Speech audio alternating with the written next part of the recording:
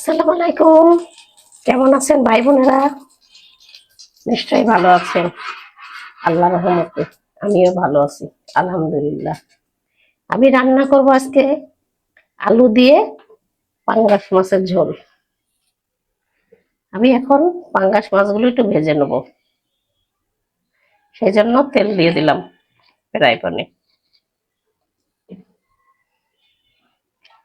তেলটা একটু গরম করে নিই।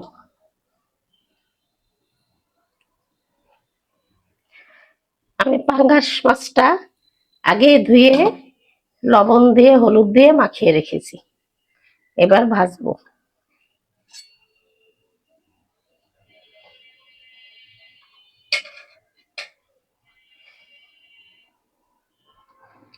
বিসমিল্লাহির রহমানির রহিম। পাঙ্গাস মাছের পিস দিয়ে দিলাম।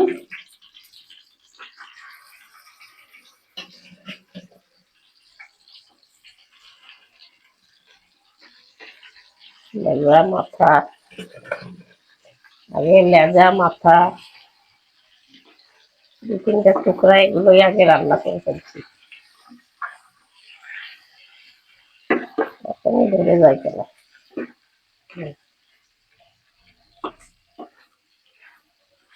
এই যে,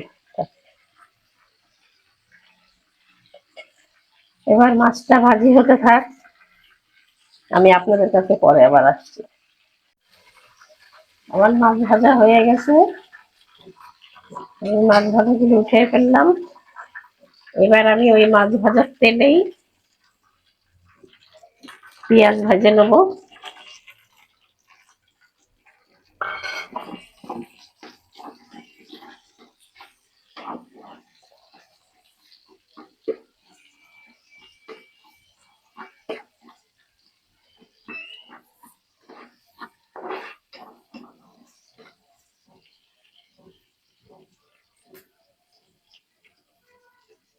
কাটানো কড়াইটা লাগিয়ে গেছে,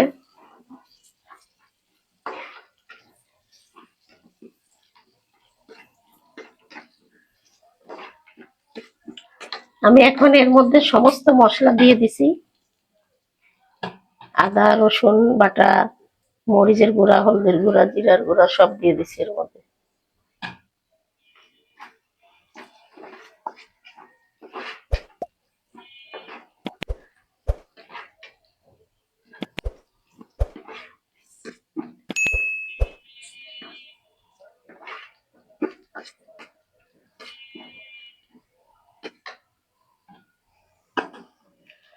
আমি এখন পেঁয়াজগুলো মশলার মধ্যে দিয়ে দিলাম।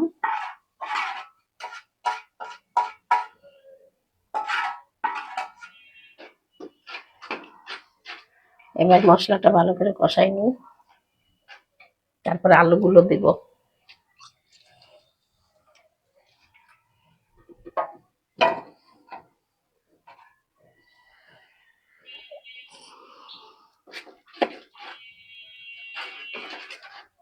মশলাটা কষানো হোক, তারপরে আলুগুলো দিই, পরে পরে আবার আপনাদের কাছে আসি।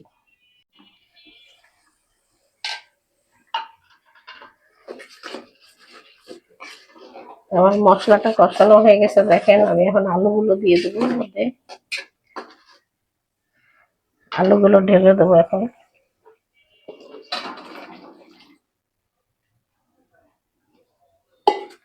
আলুগুলো ঢেলে দিছি।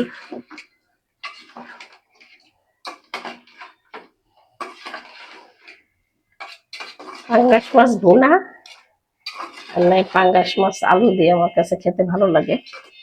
অনেকে বেগুন দিয়ে বলে রান্না করে, অনেক কিছু দিয়ে রান্না করে, কিন্তু আমি অনেক কিছু দিয়ে রান্না করে খেতে পাই না। আমি আলু দিয়ে রান্না করলে একটু খেতে পারি, আর না হলে একটু ভুনা করলে খেতে পারি। এছাড়া পাঙ্গাস মাছ আমার কাছে এগুলো ছাড়া ভালো লাগে না।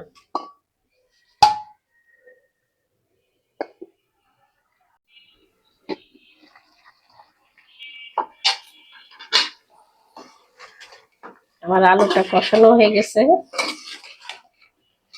আমি এখন ঝোলের পানি দিয়ে দেবো।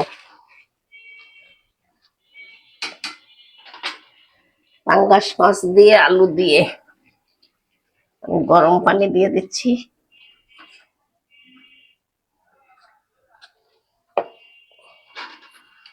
দিয়ে দিলাম একটু গরম পানি।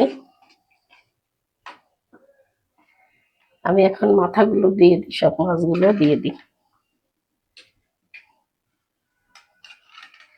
মশলা ঢুকবে তাহলে মাছের মধ্যে। অনেক টেস্টির মাছ, এটা লেজা। আর এটা 2 পিস চিংড়ি মাছ, 3 পিস।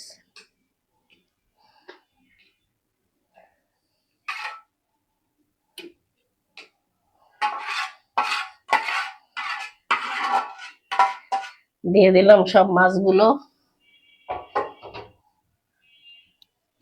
এখন আস্তে আস্তে হতে থাক, এই পাখে আমি নাস্তা করে আসি। চুলায় এটা বসানো থাক, চুলায় হতে থাক, আমি নাস্তা খেয়ে খেয়ে আসি।